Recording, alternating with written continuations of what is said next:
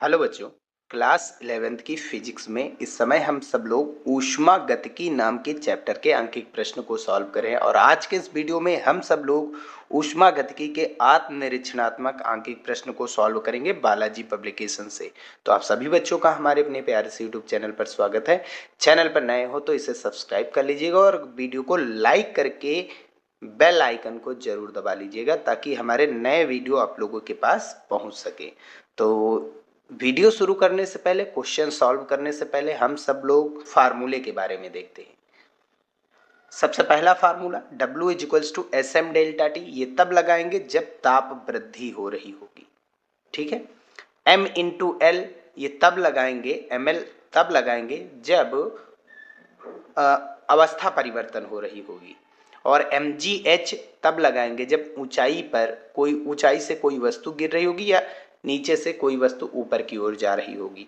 और 1/2 mv square गतिज ऊर्जा, ये सभी के सभी यानी कार्य, ऊर्जा, ऊष्मा, ये सभी के सभी आपस में एक दूसरे के तुल्य रखेंगे क्वेश्चन में जैसे जैसे कहेगा।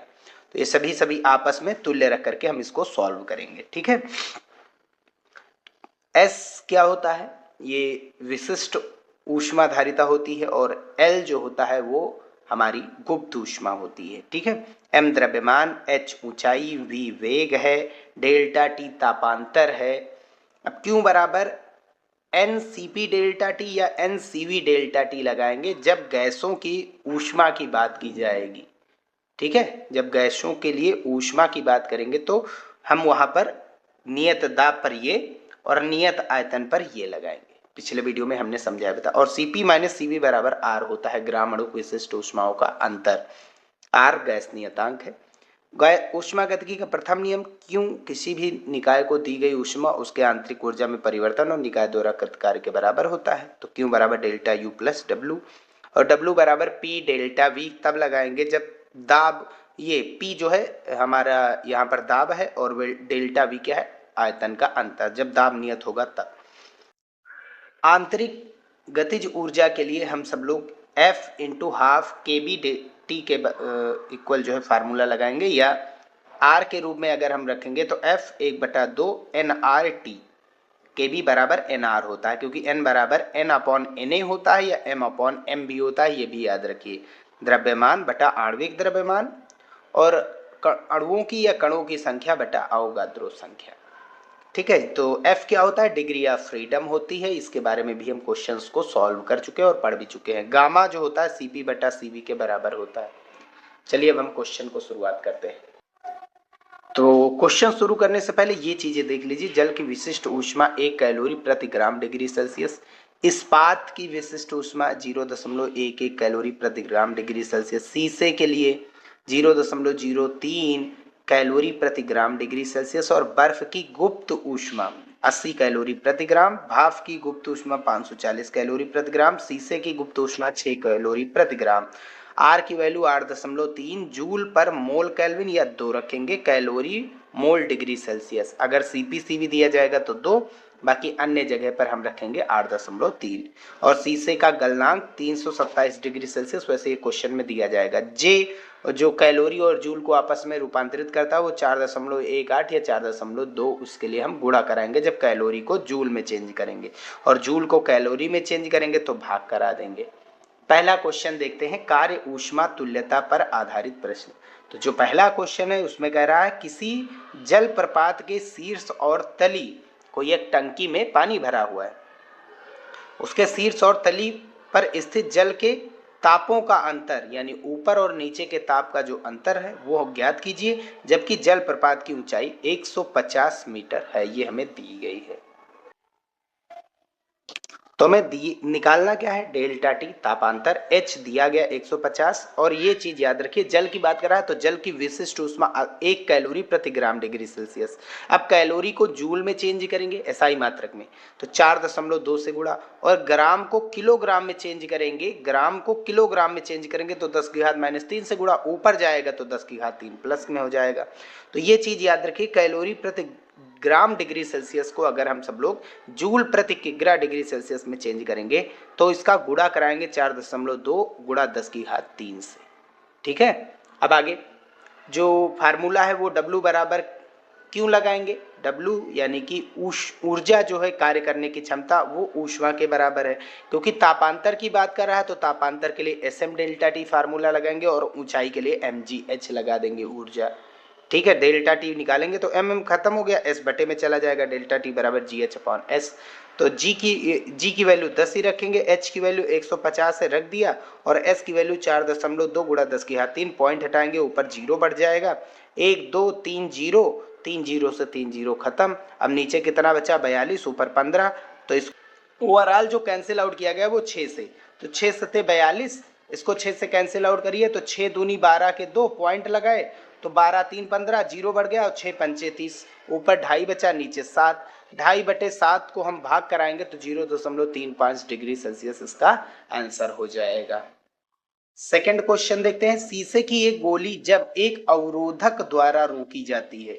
ठीक है, एक गोली है शीशे की, कांच की, कंची को देखा है ना, एक अवरोधक यानी किसी पर मारा जाता है तो समझ लीजिए वो उसको रोकने का प्रयास करता है किसी भी चीज पर। अब आप ले सकते हैं कोई गीली मिट्टी या कोई कांच ले सकते हैं, ठीक है, तो ठीक, या जल भी ले सकते हैं, तो ठीक पिघल जाती है। जैसे उस पर मारेंगे तो ये जो है वो पिघल जाएगी। पिघल जाएगी कि मतलब आग में मार रहे हैं, कोई बहुत ज्यादा तापमान उसका है। मान लो ऊष्मा का 25% अवरोधक द्वारा अवशोषित हो जाता है, तो हमने फेंका, मारा, तो गतिज ऊर्जा हो गई उसके पास, गोली के पास। अब वो जाकर के किससे टकराई, किसी अवरोधक से टकराई, तो अवरोधक का मतलब है वो उसको रोकेगा, विरोध करेगा, गति का कम करेगा। तो उसकी गति को कम किया, कम करने से उसकी ऊर्जा जो है, जो गतिज ऊर्जा थी, वो ऊष्मा के रूप में कितनी खत्म हो गई, 25%। 25% वो जो है खत्म कर देता है। भाई वो टकराई किसी गर्म वस्तु से, पिघल गई है। अब पिघल गई है तो कुछ ऊष्मा कम पड़ेगी कि नहीं पड़ेगी, इसके वेग के कारण, तो वो कितनी कम पड़ी, 25%। बची कितनी, अब केवल 75% बचा है उसके पास गतिज ऊर्जा, बाकी 25% ऊष्मा द्वारा, यानी उसने रोका है तो इसलिए ऊष्मा द्वारा खत्म हो गई है। गोली का वेग ज्ञात कीजिए यदि इसका प्रारंभिक ताप 27 डिग्री सेल्सियस है। शीशे का गलनांक, शीशा कितने डिग्री सेल्सियस ताप पर गलता है, 327 डिग्री सेल्सियस, और शीशे की विशिष्ट ऊष्मा 0.03 कैलोरी प्रति ग्राम डिग्री सेल्सियस। शीशे के गलनांक की गुप्त ऊष्मा 6 कैलोरी प्रति ग्राम और जे का मान 4.2 दिया गया है। अब बात समझिए, यहाँ पर तापमान कितना है, प्रारंभिक तापमान कितना है, 27 डिग्री सेल्सियस, किसका, गोली का, और वो कितने तापमान पर शीशे की गोली पिघलती है, 327। तो पहली चीज तो पिघली है तो जाहिर सी बात उसका ताप बढ़ा होगा, 27 से 327 पहुंचा हुआ तभी तो वो पिघली है। और दूसरी पिघल गई है तो अब वो लिक्विड में चेंज हो गई, यानी अवस्था परिवर्तन हो गई। तो यानी दो तरीके की यहाँ ऊष्मा ली जाएगी, विशिष्ट ऊष्मा और गुप्त ऊष्मा। विशिष्ट ऊष्मा जो ताप को में वृद्धि करेगा, और साथ ही साथ गुप्त ऊष्मा जो अवस्था को चेंज करेगा, यानी पिघल रही है ना, लिक्विड में चेंज हो रही है ठोस से। तो वेग निकालना है, प्रारंभिक ताप 27 डिग्री सेल्सियस, केल्विन में चेंज करेंगे तो 273 जोड़ देंगे, 300 केल्विन। गलनांक कितना है इसका, 327 डिग्री सेल्सियस, केल्विन में चेंज करेंगे 273 जोड़ेंगे तो 600 केल्विन हो गया। अब इन दोनों का तापांतर कितना आ गया, 300, कितना आ गया, 300। चाहे यहाँ पर करेंगे तभी तापांतर 327 से 27 घटेंगे 300, यहाँ पर भी वही चीज। एस विशिष्ट ऊष्मा दी गई है कितनी, 0.03 कैलोरी प्रति ग्राम डिग्री सेल्सियस है, तो इसको जूल प्रति किग्रा डिग्री सेल्सियस में चेंज करने के लिए 4.2 गुणा 10 की घात 3 से गुणा कराएंगे, जैसे अभी हमने ऊपर बताया। और ये एल का मान 6 कैलोरी प्रति ग्राम लेटेंट हीट है ना, गुप्त ऊष्मा, तो कैलोरी को जूल में चेंज करेंगे तो कैलोरी को जूल में 4.2 और ग्राम को किलोग्राम में चेंज करेंगे तो 10 की घात -3 ऊपर गया तो +3, तो जूल प्रति किग्रा में चेंज करने के लिए इससे गुणा कराना पड़ेगा। अब क्योंकि दिया गया 25% ऊष्मा व्यर्थ हो जाती है, अतः गोली जो है 75% ताप वृद्धि करेगी। तो गोली जो है केवल कितना वृद्धि करेगी भाई, 25% खत्म हो गई, गतिज ऊर्जा का 25% भाग ऊष्मा द्वारा अवशोषित हो गया, खत्म हो गया। ठीक, उसने रोका कुछ तो उसने 25% खत्म किया, बचा कितना उसके पास गतिज ऊर्जा, 75%। गतिज ऊर्जा का कितने हिस्सा बचा, 75%, यानी 1/2 mv² का 75%, और ये 75% ही काम करेगा, ताप वृद्धि करेगा और साथ ही साथ अवस्था परिवर्तन। ताप वृद्धि Sm डेल्टा T, अवस्था परिवर्तन M×L। M कॉमन लेकर के इधर के M से कैंसिल आउट कर देंगे। अब आगे सॉल्व करेंगे तो तो 1/2 75% मतलब बटा 100, 75/100। और इधर s की वैल्यू 0.03 गुणा 4.2 गुणा 10⁻³ और डेल्टा टी तापांतर 300 हो गया। और ये l की वैल्यू तो 6 गुणा, इसको हमने चेंज किया था जूल पर किग्रा में, तो 4.2 गुणा 10⁻³ से गुणा कराया था। अब ध्यान से समझिए, 2 जीरो से 0.2 अंक पीछे चला गया, खत्म। अब आगे इसको 25 थी, 75, 25 चौके 100। अब 4 दूनी 8 और ये 3, 8 ऊपर गया 3 नीचे आ गया, तो 8 ऊपर 3 नीचे। अब इसको ओवरऑल सॉल्व करिए तो 3 त्रिकी 9, 9 दूनी 18 के 8 और 9 चौक 36 और 1 37.1 अंक आगे ले आए। और 3 जीरो था तो 3 जीरो ने 1 दशमलव को खत्म कर दिया, तो बचे कितने जीरो? 2 जीरो, वो हमने लगा दिया। अब यहाँ पर इसका गुणा कराएंगे तो दशमलव से 1 जीरो खत्म, यानी 2 जीरो बचे, 2 जीरो। अब 6 दूनी 12 और 6 चौक 24, 1 25। टोटल ऐड करेंगे तो ये 63,000 हो जाएगा। और 3 से कैंसिल आउट करेंगे तो ये 21। अब 21 अट्ठे 168 होता है, तो 168 1 2 3 4, 4 अंक आगे दशमलव लगाएंगे, तो 10⁴ यहाँ और 0.4 अंक आगे हमने लगा दिया। ठीक है, तो 10⁴ रूट के बाहर आएगा तो 10⁻2 बचेगा। और 16.8 का रूट जब हम निकालेंगे तो 4.1, 4 चौक 16, तो 4.1 का उसको निकालने का तरीका भी हमने बता दे रहे हैं कि 16 प्लस 0.8 बराबर 16 का रूट होता है 4, 0.8 ऊपर लिख दीजिए प्लस में और नीचे 2 गुणे 4 कर दीजिए और कैंसिल आउट होगा तो 1 बचेगा, तो 4.1 और ये 10⁻2 और 10⁻2 से भाई 1 2 जीरो है, 1 जीरो से दशमलव खत्म, 1 जीरो बचा, 41 का 10 से गुणा करेंगे तो 410 मीटर पर सेकंड ये इसका वेग आ जाएगा और ये इसका आंसर हो जाएगा। थर्ड नंबर क्वेश्चन क्या कह रहा है, 5 किलोग्राम का एक हथौड़ा 27 डिग्री सेल्सियस ताप पर 300 ग्राम के शीशे के एक टुकड़े पर 2 मीटर पर सेकंड के वेग से गिरता है। ठीक है, शीशे को पिघलाने के लिए कितने आघातों की आवश्यकता होगी?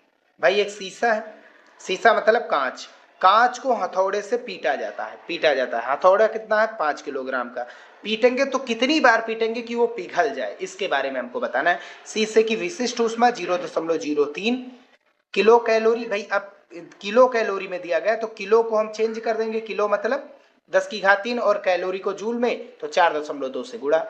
ठीक, और शीशे की गुप्त ऊष्मा यानी एल का मान 6 किलो कैलोरी प्रति किग्रा। ठीक है, अब शीशे की गलनांक दिया गया 327 डिग्री सेल्सियस, इतने पर गलेगा तब जाकर के वो पिघलेगा।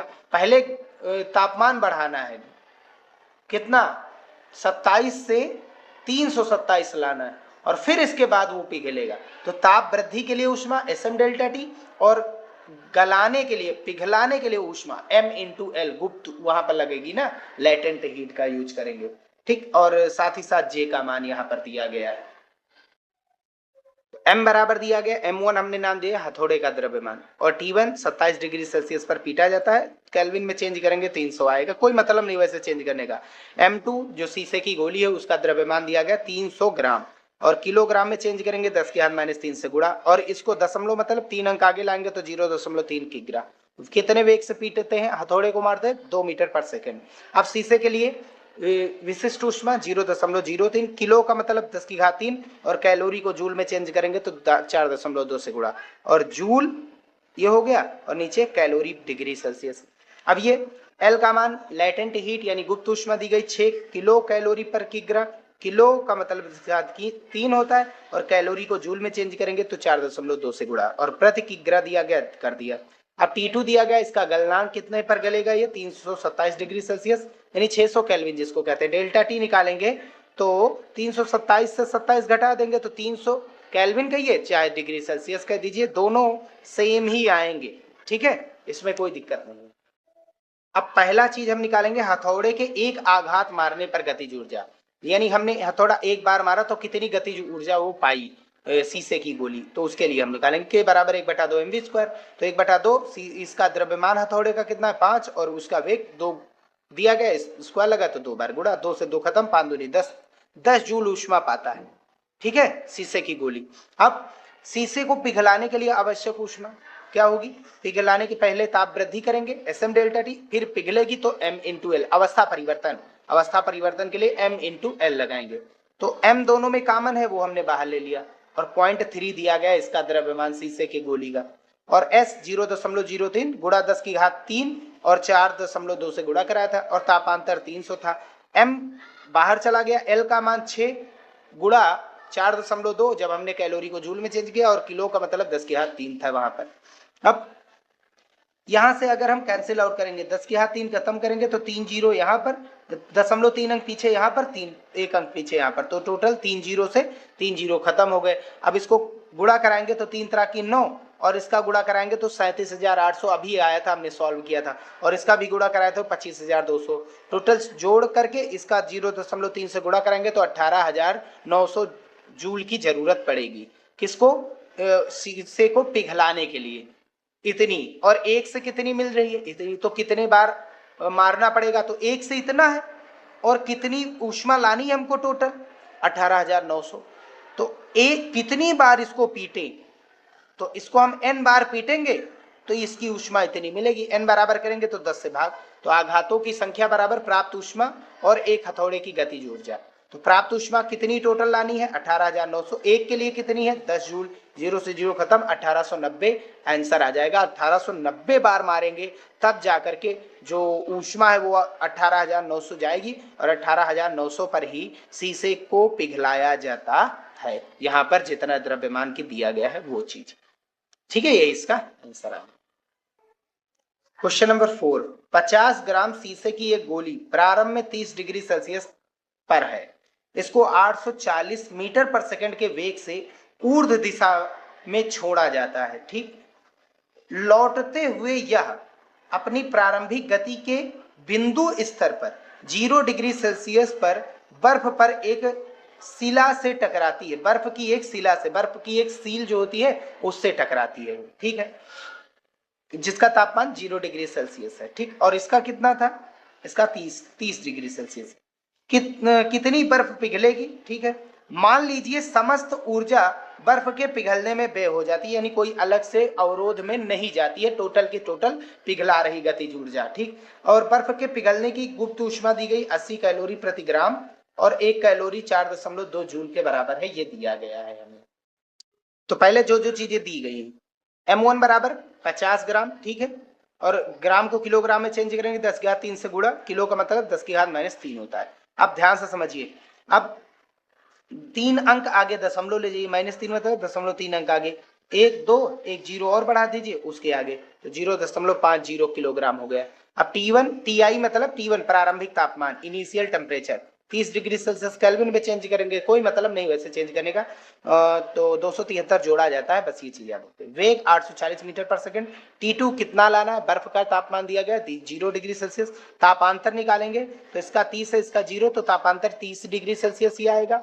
अब बर्फ की गुप्त ऊष्मा 80 और उसको हम चेंज कर देंगे कैलोरी पर किग्रा जो था वो, या ग्राम था, उसको हम चेंज करेंगे तो 4.2 गुणा 10⁻³ जूल पर किग्रा लिखेंगे। M2 मतलब कितनी बर्फ पिघलेगी इसके बारे में बताना, और बर्फ की गुप्त ऊष्मा 0.03, गुप्त ऊष्मा नहीं, विशिष्ट ऊष्मा 0.03, ये गोली की है, कांच की, कैलोरी प्रति ग्राम डिग्री सेल्सियस। अब इसको चेंज करने के लिए 4.2 गुणा 10⁻³ जूल पर किग्रा डिग्री सेल्सियस आ जाएगा, इससे गुणा कराना पड़ता है, ये चीज सॉल्व ही हमने देखा है। अब इसको सॉल्व करते हैं। तो सबसे पहला चीज हमने ऊपर फेंका, उसके पास गई स्थितिज ऊर्जा, क्योंकि ऊंचाई पर जा रही है, ऊंचाई पर पहुंच करके वो नीचे आएगी तो उसके पास गतिज ऊर्जा, और उस गतिज ऊर्जा से ही वो बर्फ से टकराएगी। तो कौन टकरा रही है? सबसे पहली चीज क्वेश्चन में देखिए, शीशे की गोली। ठीक, तो शीशे की गोली टकरा रही है, तो शीशे की गोली का द्रव्यमान 1/2 mv², और Sm डेल्टा T शीशे की गोली पिघला रही है तो उसका द्रव्यमान यहां पर रखेंगे। कौन भाई, तापमान किसका बढ़ रहा है? शीशे की गोली का घट रहा है ना, तभी तो उसको पिघलाएगी, या फिर कह दीजिए बर्फ का तापमान पिघल रहा है। तो ये चीज यहां पर समझना है कि अगर हम यहां पर शीशे की गोली के लिए गतिज ऊर्जा है तो ताप में वृद्धि शीशे की गोली के लिए लगाना है, तो द्रव्यमान किसका लेंगे? एक शीशे की गोली का। पिघल कौन रहा? बर्फ, तो द्रव्यमान किसका लेंगे? बर्फ का। पिघल रही है तो M×L अवस्था परिवर्तन हो रही है, और ताप वृद्धि, ताप परिवर्तन के लिए Sm डेल्टा T, ताप परिवर्तन किसका हो रहा है? शीशे की गोली का, तो Sm डेल्टा T लगाएंगे। तो 1/2 द्रव्यमान गोली का 50 गुणा 10⁻³ और वेग कितना है 840, स्क्वायर लगा तो 2 बार गुणा। अब S इसका शीशे की गोली का है, ये विशिष्ट ऊष्मा दी गई थी, तो द्रव्यमान भी तो उसी का लगाएंगे। तो शीशे की गोली का 0.03 गुणा 4.2 गुणा 10⁻³ अब द्रव्यमान इसका रखेंगे तो 50 गुणा 10⁻³ और डेल्टा टी 30 आया था। M2 हमको फाइंड करना और L की वैल्यू जो हमें दी गई है वो 80 गुणा 4.2 गुणा 10⁻³ ये चीज हम रख दिए यहाँ पर। अब इसको ओवरऑल सॉल्व करते हैं। सॉल्व करेंगे तो सबसे पहली चीज 1 2 3 3 जीरो प्लस के 3 माइनस के खत्म, इसको कैंसिल आउट 2 1 2 और 84 को कैंसिल आउट करेंगे 2 से तो फिर 42 बचा। तो ये कितना बचा 84 गुणा 42 गुणा 5 ये लिख दिया गया। और इसको सॉल्व करेंगे 10⁻³ यहाँ प्लस का यहाँ माइनस का खत्म हो गया। अब इसको सॉल्व करने के लिए ये तीनों बची 1500 और 4.2 और गुणा में 0.03 ओवरऑल सॉल्व करने पर 189 आएगा। ठीक है, ये देख लेना। और ये M2 80 गुणा 4.2 गुणा 10⁻³ ये कर दिया हमने। इसको इधर लाएंगे तो ये टोटल ओवरऑल कितना बचेगा हमारे पास 17,451 और इधर कितना बचा 80 गुणा 4.2 गुणा 10⁻³ 4.2 इसको कैंसिल करेंगे तो ये 4155 बचेगा और 80 से कैंसिल आउट करेंगे तो 51.93 लगभग 52 है ना। और ये इधर 10⁻³ प्लस का इधर आएगा तो माइनस का हो जाएगा। तो M2 बराबर 51.93 गुणा 10⁻³ किलोग्राम। अब ध्यान से समझिए 10⁻³ किलो को हम क्या किस में चेंज कर सकते हैं ग्राम में। भाई किलोग्राम को ग्राम में चेंज करने के लिए 10⁻³ से गुणा कराएंगे 10⁻³ और यहाँ किलो का और यहाँ 10⁻³ माइनस का खत्म हो जाएंगे तो बचा केवल क्या ग्राम में, वो भी लगभग कितना 52 ग्राम। तो 52 ग्राम बर्फ जो है वो पिघल जाएगी। ठीक है भैया, ये इसका आंसर हो जाएगा।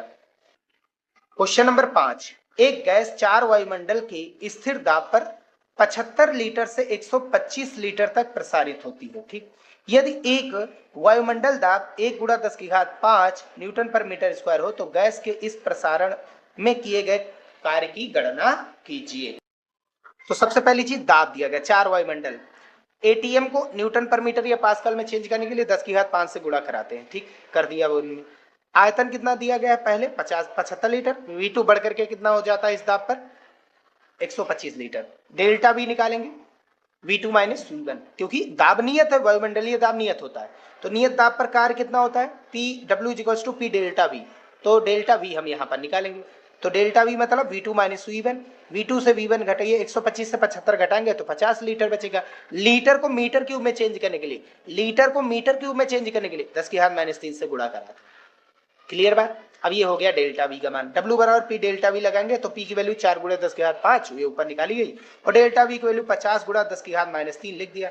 अब इसको सॉल्व करेंगे तो 2 4 पंचे 20 और 1 जीरो पहले से ही था, टोटल कितने हो गए 2 जीरो इसके पास और 5 जीरो पहले से ही थे, 7 जीरो हो गए, 5 और 2 7, 3 घटा दीजिए तो बचे कितने 4 जीरो, 2 गुणा 10⁻4 जूल इसका आंसर हो जाएगा। इतना कार्य करना पड़ेगा।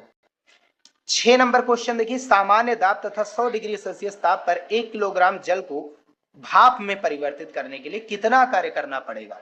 100 डिग्री सेल्सियस पर 1 किलोग्राम भाप का आयतन 1.671 मीटर क्यूब, 100 डिग्री सेल्सियस पर 1 किलोग्राम जल का आयतन 10⁻³ मीटर क्यूब है तथा सामान्य दाब वही होता है 1 एटीएम जिसको हम न्यूटन पर मीटर स्क्वायर में चेंज करने के लिए 10⁵5 से गुणा कराते हैं। हमें दिया क्या गया है दाब 1 एटीएम 10⁵5 पास्कल या न्यूटन पर मीटर स्क्वायर। अब तापमान 100 डिग्री सेल्सियस है, द्रव्यमान कितना है 1 किलोग्राम, किस चाहे भाप का हो चाहे जल का हो। तो भाप का आयतन 1 किलोग्राम, भाप का आयतन कितना है कितनी जगह घेरता है 1.671 मीटर क्यूब और जल कितना घेरता है 10⁻³ मीटर क्यूब। -3 मतलब 0.3 अंक आगे, 1 2 3 अंक आगे हमने कर दिया, ये हो गया। अब हम निकालेंगे दाब तो नियत है वायुमंडलीय दाब P डेल्टा V लगाएंगे तो P डेल्टा V मतलब जिसका ज्यादा हो आयतन भाप का ज्यादा होता है और जल का कम होता है, हमेशा भाप ज्यादा जगह घेरती, गैस है ना 10⁵5 पास P का मान रखा। अब भाप का आयतन कितना है 1.671 और इसका 0.001 अब 1 से 1 घट करके कितना बचा, 0, और आगे 1.67 था, तो 1.67 गुणा ये में 10⁵ जूल, इतना वर्क हमको करना पड़ेगा। 7 नंबर क्वेश्चन देखिए, सामान्य ताप 0 डिग्री सेल्सियस जो कि होता है तथा सामान्य दाब एक एटीएम होता है 1.01 गुणे 10⁵5 न्यूटन पर मीटर स्क्वायर, इसको लिखते हैं या पास्कल पर 1 ग्राम। अब उसमें क्या था 1 किलोग्राम, इसमें 1 ग्राम अणु गैस का आयतन, 1 ग्राम अणु गैस का आयतन, ग्राम अणु गैस का आयतन जो दिया गया है वो 22.4 गुणा 10⁻³ मीटर क्यूब होता है। अचर दाब मतलब नियत दाब, दाब बदल नहीं रहा, वही दाब है। अचर दाब पर गैस के ताप को 100 डिग्री सेल्सियस बढ़ाने पर इसके आयतन में कितनी वृद्धि हो जाएगी, यानी आयतन कितना हो जाएगा, गैस कितना बाह्य कार्य करेगी, ये भी हमको निकालना है। अब देखिए यहां पर तापमान शुरुआत में कितना दिया गया 0 डिग्री सेल्सियस यानी 273 केल्विन, दाब कितना दिया गया 1 पास्कल, वही 1.01 गुणे 10⁵5 पास्कल 1 एटीएम है ना। आयतन कितना दिया गया था 22.4 गुणा 10⁻³ मीटर क्यूब। डेल्टा टी कितना ताप बढ़ाया गया, ताप वृद्धि शुरुआत में कितना था 0 डिग्री सेल्सियस, बढ़ाया कितना है, जितना बढ़ाया वही तो T2 है, क्योंकि T1 अगर 0 है तो डेल्टा टी को ही तो हम T2 कहते हैं। कितना बढ़ाया जा रहा है 100 डिग्री सेल्सियस, डेल्टा टी निकालेंगे तब भी कितना आएगा 100 ही आएगा, यानी 373 केल्विन। लिखने में कोई मतलब नहीं, ये डिग्री सेल्सियस में ही रखिए। V2 निकालना है और कार्य निकालना है, दाब नियत है, अगर ताप बढ़ाएंगे तो प्रसार बढ़ेगा, यही तो रूल हमने पढ़ाया था, दाब अगर नियत है तो ताप बढ़ाने पर आयतन बढ़ता है। तो V किसके समानुपाती होता है, T के, तो V1 बटा V2 बराबर T1 बटा T2। V1 22.4 गुणा 10⁻³ है माइनस का, और V2 निकालना है, T1 कितना है 273 केल्विन में और T2 कितना है 373 केल्विन में। अगर हम V2 की वैल्यू निकालेंगे तो V2 ऊपर जाएगा और ये इधर जाएगा और ये नीचे आ जाएगा, इन दोनों को इंटरचेंज और ये इधर चला जाएगा। ओवरऑल V2 30.60 गुणा 10⁻³ मीटर क्यूब आएगा, जो कि पहले की अपेक्षा बढ़ रहा है। ठीक है, अब आयतन में क्या हो रही है वृद्धि, दाब क्या है नियत, तो कार्य कितना होगा P इंटू डेल्टा V, ये डेरिवेशन भी कराया था। P की वैल्यू 1.0 गुणा 10⁻5 और डेल्टा V मतलब V2 माइनस V1, V2 हमारा ये है और V1 हमें गिवन था। ठीक, घटाएंगे तो 10⁻³ 10⁻³ ये बाहर चला जाएगा। अब 30.60 से 22.40 घटाइए, 4 मतलब 0 1 बढ़ा सकते हैं तो 8.20 बचेगा। अब इसका इससे गुणा कराएंगे तो 8.287 और यहाँ 3 माइनस के 5 प्लस के गुणे 10⁻2, 10⁻2 की वजह से 0.2 अंक पीछे चला जाएगा तो 828.7 जूल वर्क करना पड़ेगा। ठीक है, इतना आयतन बढ़ाने के लिए, इतने आयतन की वृद्धि के लिए। ठीक है, बस यहीं पर हम वीडियो समाप्त करते हैं। वीडियो पसंद हो तो इसे लाइक और चैनल पर नए हो तो इसे सब्सक्राइब जरूर करके जाइएगा। ठीक है, मिलते हैं फिर भैया आगे के वीडियो में आगे के क्वेश्चंस के साथ।